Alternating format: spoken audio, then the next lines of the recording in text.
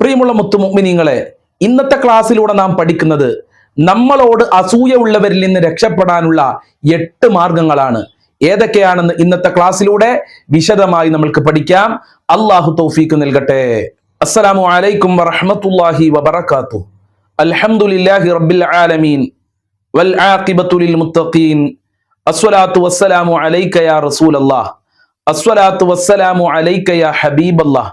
ദാറുൽ മുബീൻ മജ്ലിസ് കാണുന്ന പ്രിയമുള്ള മുത്തുമുഅ്മിനീങ്ങളെ, നിങ്ങളെ എല്ലാവരെയും നമ്മളെ ക്ലാസ്സിലേക്ക് ഹൃദ്യമായി സ്വാഗതം ചെയ്യുകയാണ്. അള്ളാഹു നമ്മളെ മുറാദുകൾ ഹാസിലാക്കി തരട്ടെ, നമ്മളെ വിഷമങ്ങൾ അകറ്റി തരട്ടെ, ഈമാൻ നൽകി അനുഗ്രഹിക്കട്ടെ. ദുആ കൊണ്ട് വസിയ്യത്ത് ചെയ്തവരുടെ എല്ലാ ആഗ്രഹങ്ങളും അള്ളാഹു സഫലീകരിച്ചു കൊടുക്കട്ടെ, എല്ലാ ടെൻഷനുകളും അള്ളാഹു അകറ്റി കൊടുക്കട്ടെ. എല്ലാവർക്കും റാഹത്തല്ലേ? ഇന്നെല്ലാവർക്കും സന്തോഷല്ലേ? എല്ലാവരും മനസ്സറിഞ്ഞുകൊണ്ട് 3 പ്രാവശ്യം അൽഹംദുലില്ലാ പറയൂ.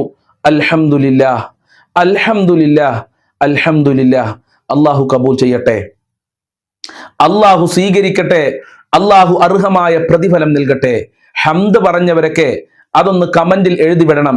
ആരൊക്കെയാണ് ഹംദ് പറഞ്ഞത് എന്ന് ഉസ്താദിന് മനസ്സിലാക്കാൻ വേണ്ടിയാണ്. എൻ്റെ പ്രിയമുള്ള മുത്തുമുഅ്മിനീങ്ങളെ, എല്ലാ ദിവസവും രാവിലെ 6 മണിക്ക് നമ്മളുടെ ഈ ദാറുൽ മുബീൻ യൂട്യൂബ് ചാനലിൽ വിശാലമായ ദിക്ർ ദുആ മജ്ലിസ് നടക്കാറുണ്ട്.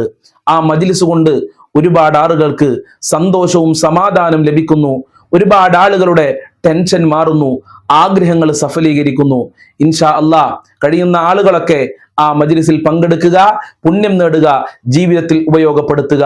രാവിലെ 6 മണിക്ക് പങ്കെടുക്കാൻ നിങ്ങൾക്ക് പ്രയാസമുണ്ടെങ്കിൽ നിങ്ങളെ തിരക്കുകളൊക്കെ ഒഴിഞ്ഞിട്ട് ആ മജ്ലിസിൽ ഒന്ന് പങ്കെടുക്കണം. അള്ളാഹു അനുഗ്രഹിക്കട്ടെ.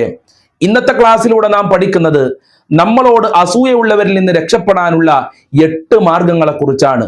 നമ്മൾക്കറിയാം, അസൂയ എന്ന് പറയുന്നത് വലിയ ഒരു വിപത്തായി നബി സല്ലല്ലാഹു അലൈഹി വസല്ലമ തങ്ങൾ നമ്മളെ പഠിപ്പിച്ചിട്ടുണ്ട്.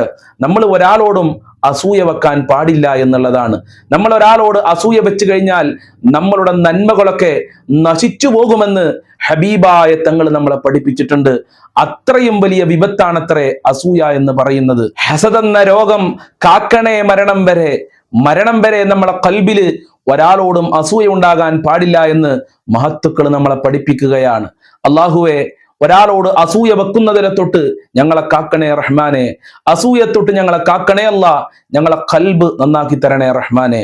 ഇനി എൻ്റെ പ്രിയമുള്ളവരെ, നമ്മളോട് മറ്റുള്ളവർ അസൂയ വെച്ച് കഴിഞ്ഞാൽ അതിൽ നിന്ന് നമ്മൾക്ക് രക്ഷപ്പെടാൻ എന്തെല്ലാം കാര്യങ്ങൾ ചെയ്യാം എന്നതിനെ കുറിച്ച് നമുക്കൊന്ന് പരിശോധിച്ചു നോക്കാം. ഒന്നാമതായി നമ്മൾ ചെയ്യേണ്ടത് അൽ ഇസ്തിആദു ബില്ലാഹ്. അള്ളാഹുവിനോട് സഹായം ചോദിക്കലാണ്, അള്ളാഹുവിനോട് കാവൽ ചോദിക്കലാണ്. നമ്മളോട് ഒരാൾ അസൂയ വെച്ച് കഴിഞ്ഞാൽ അത് ആരുമാകാം, കൂട്ടുകാരാകാം, അയൽവാസികളാകാം, കുടുംബക്കാരാകാം, മറ്റുള്ള ജനങ്ങളാവാം. അങ്ങനെ നമ്മൾക്ക് തോന്നിക്കഴിഞ്ഞാൽ നമ്മൾ ഉടനെ ചെയ്യേണ്ടത് അൽ ഇസ്തിആദു ബില്ലാഹ്. അള്ളാഹുവിനോട് കാവൽ ചോദിച്ചാൽ മതി. അള്ളാഹുവേ, അവന്റെ അസൂയയിൽ നിന്ന് എനിക്ക് കാവൽ നൽകണേ എന്ന് മലയാളത്തിൽ പറഞ്ഞാൽ മതി. അതല്ലെങ്കിൽ അഊദു ബില്ലാഹി മിനശ് ശൈത്വാനിർ റജീം എന്നെങ്കിലും പറയാൻ ശ്രമിക്കുക. അവന്റെ ശർറിൽ നിന്ന് നമുക്ക് രക്ഷപ്പെടാൻ സാധിക്കുമെന്നുള്ളതാണ്. രണ്ടാമത്തെ കാര്യം, എല്ലാവരും ശരിക്കും ശ്രദ്ധിച്ചോ. ഹബീബായ തങ്ങൾ നമ്മളെ പഠിപ്പിക്കുന്നു, നമ്മളോട് ഒരാൾ അസൂയ വെച്ച് കഴിഞ്ഞാൽ അതിൽ നിന്ന് രക്ഷപ്പെടാൻ സൂറത്തുൽ ഫലഖ് പാരായണം ചെയ്യുക. ഖുൽ അഊദു ബിറബ്ബിൽ ഫലഖ് മിൻ ശർരി മാ ഖലഖ് വമിൻ ശർരി ഗാസികിൻ ഇദാ വഖബ്. ആ സൂറത്ത് മുഴുവനും പാരായണം ചെയ്യുക. ഇത് ഹബീബായ തങ്ങൾ പാരായണം ചെയ്തിരുന്നു അസൂയാലുക്കളിൽ നിന്ന് രക്ഷപ്പെടാൻ. അതുപോലെ തന്നെ ഖുൽ അഊദു ബിറബ്ബിൻ നാസ്, സൂറത്തുൻ നാസിലെ അതും പാരായണം ചെയ്യണം. ഇത് നമ്മൾ നിരന്തരമായി നിത്യമായി പാരായണം ചെയ്തു കഴിഞ്ഞാൽ അസൂയാലുക്കളിൽ നിന്ന്, ശത്രുക്കളിൽ നിന്ന്, അതുപോലെ തന്നെ മനുഷ്യന്മാരുടെ ശത്രുക്കളുടെ തൊട്ടൊക്കെ അള്ളാഹു നമ്മൾക്ക് രക്ഷ നൽകുമെന്നുള്ളതാണ്. അപ്പൊ രണ്ടാമത്തെ മാർഗം സൂറത്തുൽ ഫലക്കും സൂറത്തുൻ നാസും എല്ലാ ദിവസവും പാരായണം ചെയ്യുക. അള്ളാഹു തൗഫീഖ് നൽകട്ടെ. മൂന്നാമത്തെ കാര്യം, കാര്യങ്ങളൊക്കെ രഹസ്യമാക്കി വെക്കുക. നമ്മളെ കാര്യങ്ങളൊക്കെ, എല്ലാ കാര്യങ്ങളും എല്ലാവരോടും പറയാൻ പറ്റൂല. കാരണം നമ്മളിൽ അസൂയക്കാരുണ്ട്, കൂട്ടുകാർ അസൂയക്കാരുണ്ടാവും, കുടുംബത്തിൽ തന്നെ അസൂയക്കാരുണ്ടാകും. അപ്പൊ നമ്മൾ ഒരു കാര്യം തുടങ്ങാൻ പോകുമ്പോൾ അതിങ്ങനെ വാട്സപ്പ് ഗ്രൂപ്പിൽ അറിയിക്കേണ്ട ആവശ്യമൊന്നുമില്ല, അസൂയക്കാരുണ്ടാകും. അതുകൊണ്ടാണ് മഹാനായ നബിതങ്ങൾ പറഞ്ഞത്, ഇസ്തഈനു അലാ ഇൻജാഇൽ ഹബായിജി ബിൽ കിത്മാൻ. നിങ്ങളൊരു കാര്യം തുടങ്ങാൻ ഉദ്ദേശിച്ചാൽ, നിങ്ങളെ ആഗ്രഹം നിറവേറാൻ, നിങ്ങളൊരു ആഗ്രഹം തുടങ്ങിയാൽ അതിൽ വിജയം കണ്ടെത്താൻ അള്ളാഹുവിനോട് സഹായം ചോദിക്കുക. എങ്ങനെ? ബിൽ കിത്മാൻ, മറച്ചു വെച്ചുകൊണ്ടായിരിക്കണം, അത് രഹസ്യമാക്കരുതേ. കാരണം റസൂലുള്ള പറയാണ്, ഫഇന്ന കുല്ല ദീ നിഅമത്തിൻ മഹ്സൂദ്. ഒരാൾക്ക് അള്ളാഹു അനുഗ്രഹം ചെയ്താൽ അസൂയക്കാരുണ്ടാകും. നമ്മൾക്കൊരു അനുഗ്രഹം അള്ളാഹു തരികയാണെങ്കിൽ അതിൽ അസൂയക്കാരുണ്ടാകും. അത് വീടാണെങ്കിൽ അതിലും അസൂയക്കാരുണ്ടാകും. വാഹനം വാങ്ങിയാൽ അവിടെയും അസൂയക്കാരുണ്ടാകും. നമ്മൾ ഡ്രസ്സ് വാങ്ങിയ അവിടെയും അസൂയക്കാരുണ്ടാകും. അതുകൊണ്ട് നമ്മൾ ഒരു കാര്യം തുടങ്ങുന്നുണ്ടെങ്കിൽ അത് രഹസ്യമാക്കി വെച്ചുകൊണ്ട് അള്ളാഹുവിനോട് സഹായം ചോദിക്കുക. അള്ളാഹിനോട് സഹായം ചോദിച്ചിട്ട് വേണം മറ്റുള്ളവരെ അത് അറിയിക്കാൻ എന്നുള്ളതാണ്. അതല്ലെങ്കിൽ നമ്മൾക്ക് അതിൽ അസൂയക്കാരുണ്ടാകും. അള്ളാഹിനോട് സഹായം ചോദിച്ചാലോ അള്ളാഹുവിന്റെ കാവലുണ്ടാകും. എത്ര വലിയ അസൂയക്കാരുണ്ടെങ്കിലും അള്ളാന്റെ കാവലുണ്ടാകും. അള്ളാന്റെ കാവലിനെ തകർക്കാൻ ഒരു ശക്തിക്കും സാധ്യമല്ല എന്നുള്ളതിൽ ഒരാൾക്കും സംശയമില്ലല്ലോ. അതുകൊണ്ട് ആദ്യം അള്ളാഹുവിനോട് സഹായം ചോദിക്കുകയും പിന്നെ മറ്റുള്ള ആളുകളെ അറിയിക്കുകയും ചെയ്യുക. അള്ളാഹു അനുഗ്രഹിക്കട്ടെ. നാലാമത്തെ കാര്യം, സർവ്വ കാര്യങ്ങളും അള്ളാഹുവിലേക്ക് ബരമേൽപ്പിക്കുക. അള്ളാഹുവിലേക്ക് നമ്മൾ എല്ലാ കാര്യങ്ങളും ബരമേൽപ്പിച്ചു കഴിഞ്ഞാൽ പിന്നെ ഒരാളെയും നമ്മൾക്ക് ഭയക്കേണ്ടതില്ല, ഒരാളെയും നമ്മൾ പേടിക്കേണ്ടതില്ല. കാരണം എന്താ? നമ്മൾ പിന്നെ അള്ളാഹുവിന്റെ സംരക്ഷണത്തിലാകുമെന്നുള്ളതാണ്. അള്ളാഹു തൗഫീഖ് നൽകട്ടെ. അഞ്ചാമത്തെ കാര്യം, നന്മ കൊണ്ട് തിന്മയെ തടയുക എന്നുള്ളതാണ്. അതെങ്ങനെ നന്മ കൊണ്ട് തിന്മയെ തടയുക?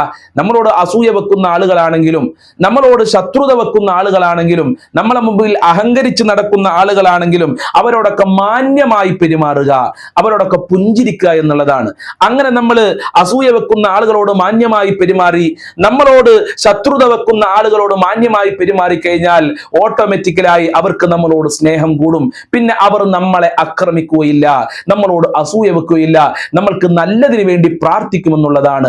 അങ്ങനെ നന്മ കൊണ്ട് അവരെന്തിനും തിന്മയെ തടയുക എന്നുള്ളത് വളരെ പ്രധാനപ്പെട്ട ഒരു കാര്യമായി ഹബീബായ തങ്ങൾ നമ്മളെ പഠിപ്പിച്ചിട്ടുണ്ട്. മുത്തുനബി അങ്ങനെയായിരുന്നല്ലോ. റസൂലുള്ളാഹിനെ എത്ര ആക്രമിച്ചാലും റസൂലുള്ള അങ്ങോട്ട് ഗുണം ചെയ്യുകയല്ലാതെ അവരെ ദ്രോഹിക്കുകയില്ല. അങ്ങനത്തെ ഒരു സ്വഭാവം നമ്മൾക്കും ഉണ്ടാകണം. അള്ളാഹു അതിനുള്ള ഭാഗ്യം നൽകി അനുഗ്രഹിക്കട്ടെ. അതുപോലെ തന്നെ ആറാമത്തെ കാര്യം, ദിക്റുകളും സ്വലാത്തുകളും നമ്മളെ ജീവിതത്തിൽ എപ്പോഴും ഉണ്ടാകണം. ആയത്തുൽ കുർസി പാരായണം ചെയ്യണം, സൂറത്തുൽ ബഖറ അല്പമെങ്കിലും പാരായണം ചെയ്യണം, ആമന റസൂല് പാരായണം ചെയ്യണം. അതുപോലെ ധാരാളം സലാത്തുകൾ ചൊല്ലണം.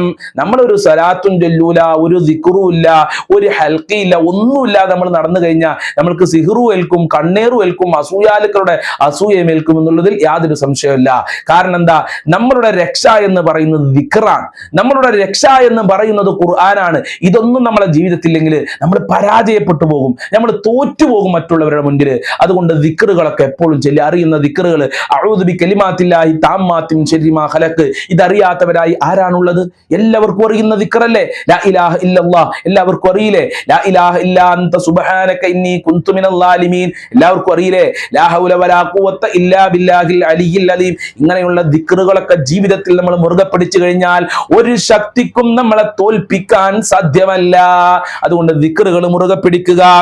ഏഴാമത്തെ കാര്യം, സ്വതക്ക വർദ്ധിപ്പിക്കുക. ദാനധർമ്മം ചെയ്തു കഴിഞ്ഞാൽ ഒരാൾക്കും നമ്മളെ തോൽപ്പിക്കാൻ കഴിയൂല. അസ്വദഖത്തു ദഫ്ഉൽ ബലായ, ആഫത്ത് മുസീബത്തുകളെ തട്ടുമെന്നാ പറയുന്നത്. സ്വതക്ക ചെയ്തു കഴിഞ്ഞാൽ ഏറ്റവും വലിയ ആഫത്ത് മുസീബത്താണ് അസൂയാലുക്കൾ ഉണ്ടാകുക എന്നുള്ളത്. അതുപോലെ തന്നെ പിശാച് ബാധ ഏൽക്കുക എന്നുള്ളത്, സിഹിർ ഏൽക്കുക, കണ്ണീർ ഏൽക്കുക എന്നുള്ളത് വലിയ മുസീബത്താണ്, വലിയ ബലാഹുകളാണ്. അതിൽ നിന്ന് രക്ഷപ്പെടാൻ പ്രിയമുള്ളവരെ നമ്മൾ എന്ത് ചെയ്യണം? സ്വതക്ക കൊടുക്കുക എന്നുള്ളത് വളരെ പ്രധാനപ്പെട്ട. സ്വതക്ക കൊടുത്താൽ പ്രിയമുള്ളവരെ എല്ലാ ഷർറുകളും നമ്മളെ ജീവിതത്തിൽ നിന്ന് നീങ്ങിപ്പോകുമെന്നുള്ളതാണ്. അതുകൊണ്ട് സ്വതക്ക അധികരിപ്പിക്കുക. അള്ളാഹു തൗഫീഖ് നൽകട്ടെ. എട്ടാമത്തെ കാര്യം, മറ്റുള്ളവരുടെ നന്മ നമ്മൾ കണ്ടു കഴിഞ്ഞാൽ അതിൽ നമ്മൾ അസൂയപ്പെടാൻ പാടില്ല. ചില ആളുകൾ അങ്ങനെ ഉണ്ട്, നമ്മളോട് ആരും അസൂയ വെക്കാൻ പറ്റൂല, പക്ഷെ നമ്മൾക്ക് മറ്റുള്ളവരോട് അസൂയ വെക്കാം, അങ്ങനെ ചിന്തിക്കുന്ന ആളുകളുണ്ട്.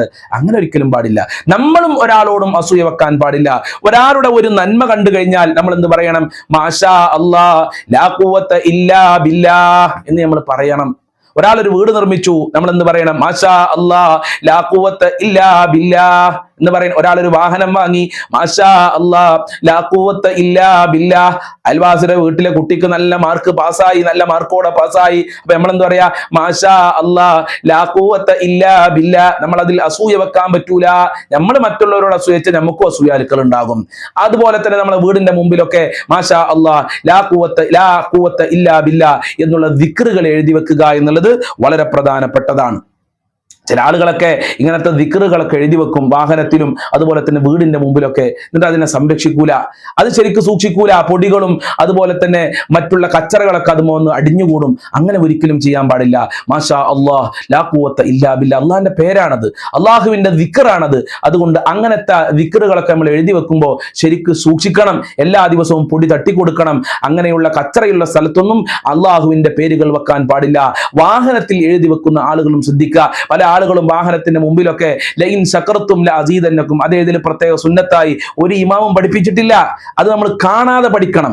കാണാതെ പഠിച്ചു വെച്ച് ഓർത്തു വെക്കേണ്ട ഒരു ആയത്താണ്. കാരണം എന്താ, ലഇൻ ശകർത്തും ലഅസീദന്നകും, നിങ്ങൾ അള്ളാഹുവിനെ നന്ദി ചെയ്താൽ നിങ്ങൾക്ക് അള്ളാഹു ധാരാളം നൽകും, ധാരാളം അനുഗ്രഹങ്ങൾ അള്ളാഹു വീണ്ടും നമ്മൾക്ക് നൽകും. ഇതാണ് അതിന്റെ അർത്ഥം. ഇത് എഴുതി വെച്ചതുകൊണ്ടായില്ല, അത് നമ്മളെ പ്രവൃത്തിയിൽ ഉണ്ടാകണം. അള്ളാഹുവിന് നന്ദി ചെയ്യണം. അതിന്റെ അർത്ഥം നമ്മൾ കാണാതെ പഠിച്ചുകൊണ്ട് അത് ജീവിതത്തിൽ കൊണ്ടുവരിക എന്നുള്ളതാണ് വളരെ പ്രധാനപ്പെട്ടതാണ്. അപ്പൊ ഞാൻ പറഞ്ഞു വന്നത്, അങ്ങനെയുള്ള ആയത്തുകളൊക്കെ വാഹനത്തിലും വീടുകളിലൊക്കെ നമ്മൾ എഴുതി വെക്കുമ്പോൾ ശരിക്ക് സൂക്ഷിക്കേണ്ടതുണ്ട്. അതല്ലെങ്കിൽ റബ്ബിന്റെ മുമ്പിൽ നമ്മൾ മറുപടി പറയേണ്ടി വരും. ചില ആളുകളൊക്കെ അത് സൂക്ഷിക്കാറില്ല.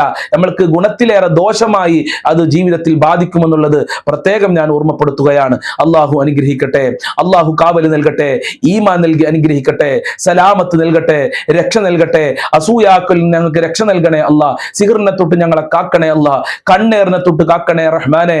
അസ്സലാമു അലൈക്കും വറഹ്മത്തുള്ളാഹി വബറകാതുഹു.